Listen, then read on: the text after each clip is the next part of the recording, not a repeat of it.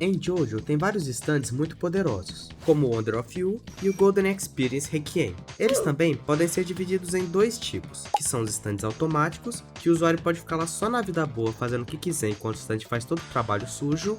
Só quer mamão? Só quer mel? E também tem os comuns, que na minha opinião, o usuário já tem que ter uma certa criatividade para conseguir extrair o potencial máximo deles. E alguns stands também acabam sendo subestimados por vários motivos, por não terem aparecido direito na história, pelo usuário não ser tão bom usando, ou até mesmo por fazerem comparações bestas entre eles. E o principal, que é duvidarem de seu potencial.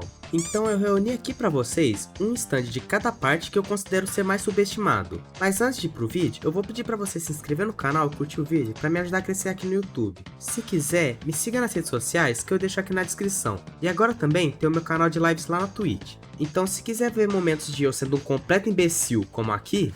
Que isso? Que Vitor? Vai tomar...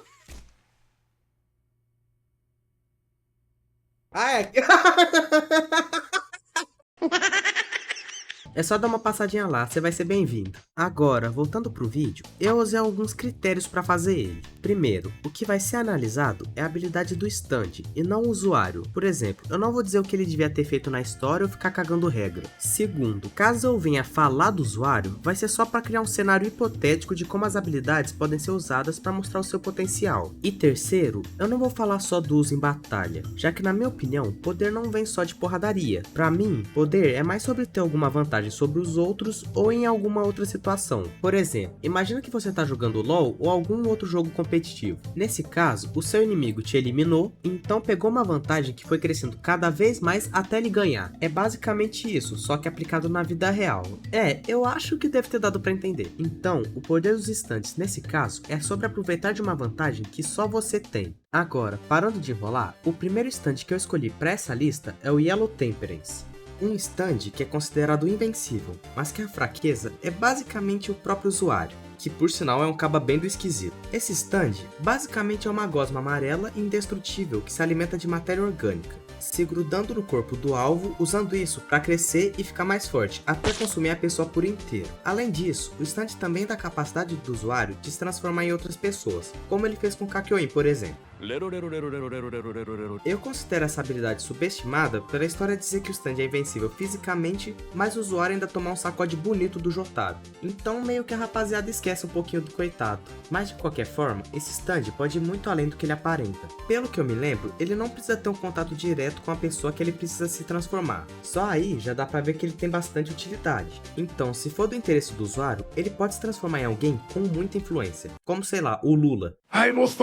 Ou qualquer outro político que ele possa imaginar. Assim, o usuário pode agir nas sombras, difamando as pessoas o quanto ele quisesse, e usar isso para mudar todo o cenário político de um país a seu favor. Agora, na parte 4, eu escolhi essas porrinhas, os Harvest do Shigeki. Bem, eles parecem bem fraquinhos a princípio, é só um bando de inseto esquisito com um usuário que parece que o Araki quis judiar. E não é só na aparência que ele judiou do coitado. Na minha opinião, se eles forem utilizados direito, você pode conseguir quase tudo o que quiser. Que nesse caso, eu até que acho o Shigeki esperto, já que ele usava eles para pegar umas moedinhas e como tá pegando dinheiro, já é meio caminho andado pra felicidade. Mas caso a pessoa não tenha uma moral muito forte, não ligue para roubar, o usuário então poderia juntar vários Harvests e com eles levar até uma pessoa comum.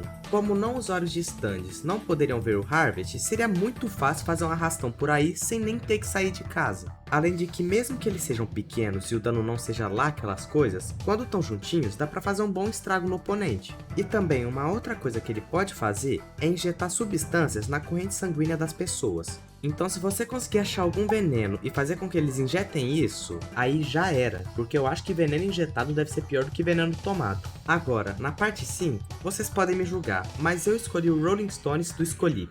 Você pode estar pensando, porra Straw, um stand que só mostra que o cara vai morrer e nem avisa como? Aonde que isso daí vai ser útil? É simples. Imaginando pelo contexto da parte 5, ele pode ser muito útil como um suporte para as gangues. Vou dar um exemplo aqui no Brasil para ser mais fácil de entender.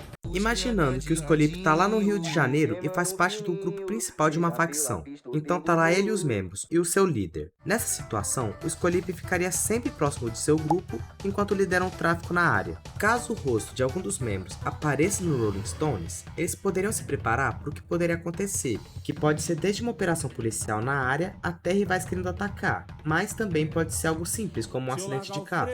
Mesmo que não dê pra saber a causa, eu ainda acho que é melhor sempre prevenir. E esse stand ajudaria principalmente o líder. Se o seu rosto surgisse na pedra, ele poderia aceitar o seu destino e ter uma morte tranquila e então já colocar alguém de confiança no lugar. Pode parecer que eu fumei pra imaginar isso, mas pra mim faz bastante sentido. Na parte 6, eu escolhi logo de cara o Stone Free da Jolene. Tinham outros como o Jumping Jack Flash, mas eu achei mais interessante pegar o Stone Free mesmo. Geralmente, duvidam da capacidade desse stand por ele ter uma habilidade mais fraca comparado com a dos outros JoJos. E também pela Jolene ser a única JoJo mulher. Isso desconsiderando a Dragona, mas ela não chegou faz tanto tempo assim, então acaba que ela ainda não tem toda aquela relevância. Mas bem, o Stone Free é um stand que basicamente dá ao usuário a capacidade de desenrolar seu corpo em fios, que podem ser usados em combate e também de forma defensiva, e que na minha opinião é um dos stands mais versáteis que tem. Mas algo bem triste é que boa parte da comunidade falam coisas tipo: o stand free é uma porcaria, Jojo, podre, lixo, GG, perdeu pro Put.